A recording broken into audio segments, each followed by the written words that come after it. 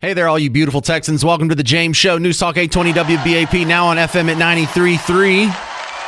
Starting off the show with an honored guest, Congressional Representative Beth Van Duyne is back on the James Show. Sometimes we don't agree, but today you are the darling of the ball because did I see that you proposed a bill that would deport any of the protesters that got arrested for doing something criminal? Was that you? Not any of the protesters. But and actually not protesters, but we're looking at folks who are here on visas, so foreign nationalists who are here, who are on these college campuses that are committing crimes. So these are people who are taking over buildings, people who are taking over areas of campus, people who are assaulting police.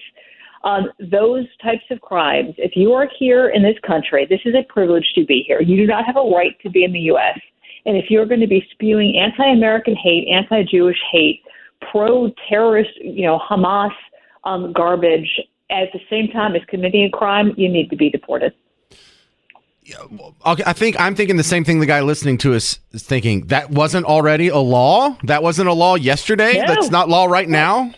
No, part of the problem is you've got campuses that are protecting their students who are here on foreign visas because they want to maintain the tuition. So they're not pressing charges against them. And what this bill is saying is that we're asking Customs and Border Patrol to investigate these universities where you could obviously see that crimes are being committed and crimes aren't being charges aren't being pressed, specifically for foreign national students. Does this bill have a name? Because part of the success of a bill is proper marketing, and I know it shouldn't matter, but can we call it like the Death to America bill, or do you have a fancy name? We have a fancy name. I don't know how fancy it is, but no Hamas haters, right? You don't have a right to be in this country, and so we're hoping to be able to get support for it. It was amazing because every single person that I have asked so far on the floor was like, yes, do it. Sign my name up on that.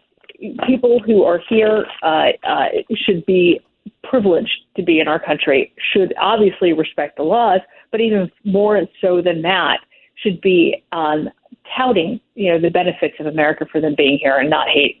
But, we have seen Immigrations and Customs Enforcement, we've seen their arms strapped behind their backs by this administration.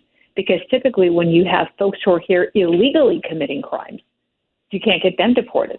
So you want to think about how hard it is, folks who are here, at least on visas, getting them deported. Good luck. And this is what this bill would do, is it would actually force that to happen.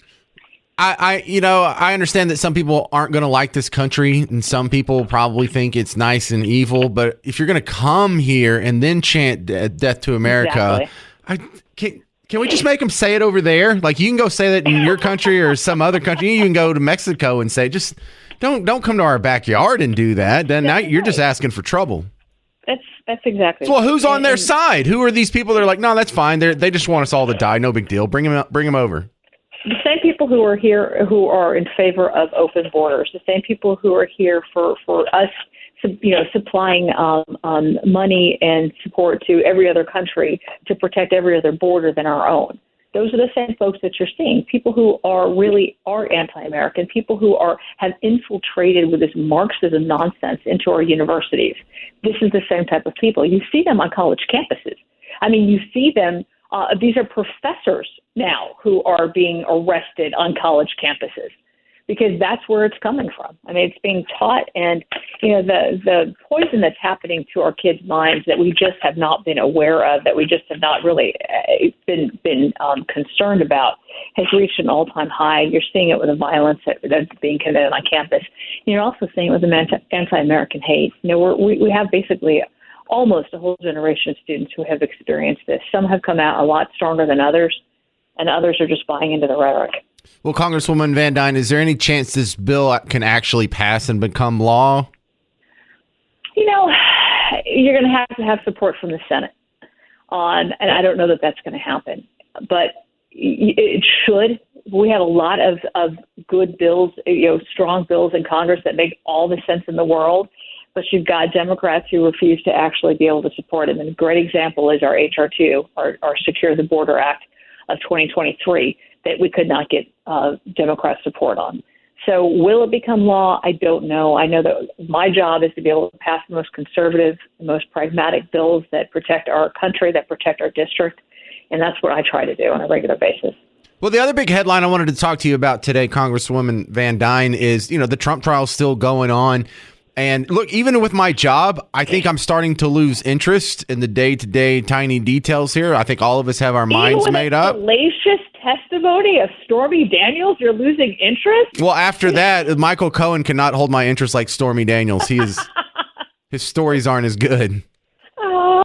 But do you think the American public's getting tired of this? I think it's cringeworthy. I think they are identifying it as this banana republic. You've seen other candidates from other countries that have like dictatorships being treated like this. But this is happening in our own country. And I do think people are opening up their eyes and they're recognizing this for exactly what this is, which is a political witch hunt. This is a completely one-sided, two-tier justice system to a candidate that most threatens Democrats.